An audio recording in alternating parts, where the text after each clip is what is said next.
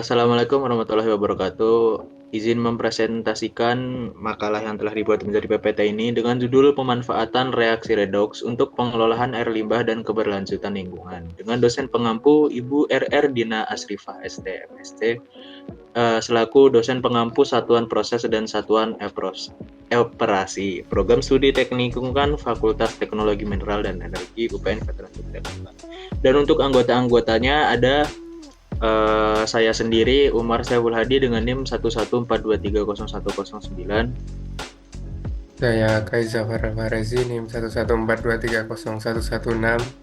Saya Hidar Kaina Prada, NIM 114231126. Lalu untuk latar belakang dari makalah kami yaitu adanya pencemaran air dari air limbah industri, domestik, dan pertanian yang mengancam ekosistem dan juga kesehatan dari manusia.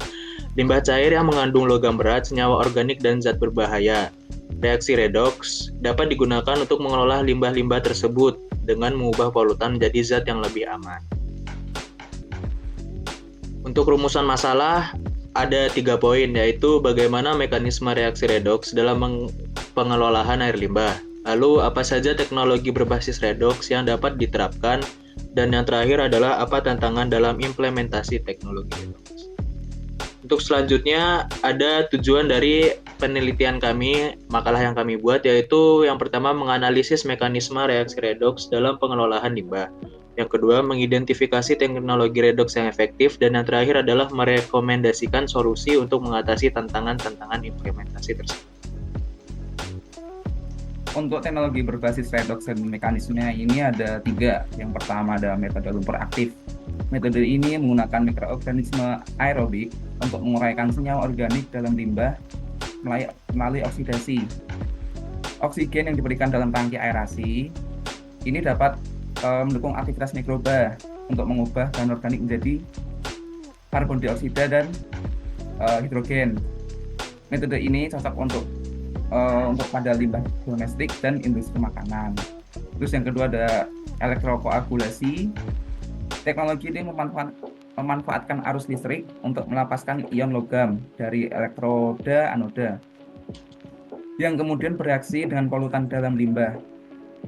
Oksidasi terjadi di anoda, sedangkan reduksi berlangsung di katoda. Metode ini efektif untuk menghilangkan logam berat, zat pewarna, dan partikel tersuspensi dari air limbah. Yang ketiga ada fotokatalisis. Proses ini menggunakan sinar UV dan katalisis seperti TiO2 untuk memecah senyawa organik melalui reaksi redoks. Ketika terkena cahaya, katalisis menghasilkan radikal bebas yang dapat mengoksidasi polutan menjadi senyawa yang lebih sederhana. Fotokatalisis sering digunakan untuk mengolah limbah yang mengandung senyawa organik kompleks seperti pewarna sintesis.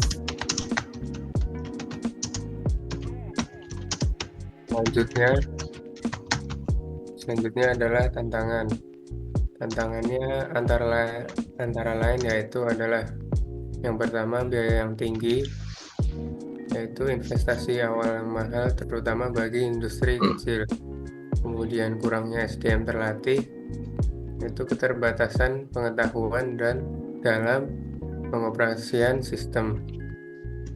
Dan yang ketiga adalah regulasi yang lemah, yaitu kurangnya insentif untuk adopsi teknologi ramah lingkungan.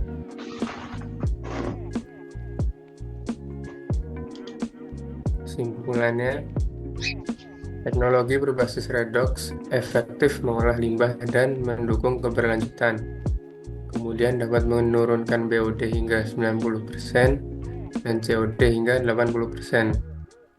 Kemudian masih ada tantangan biaya, keterampilan tenaga kerja, dan regulasi. Sarannya yaitu subsidi atau insentif dari pemerintah untuk industri kecil. Kemudian pelatihan tenaga kerja, bekerja sama dengan akademisi, dan yang terakhir adalah edukasi masyarakat tentang pentingnya pengolahan limbah.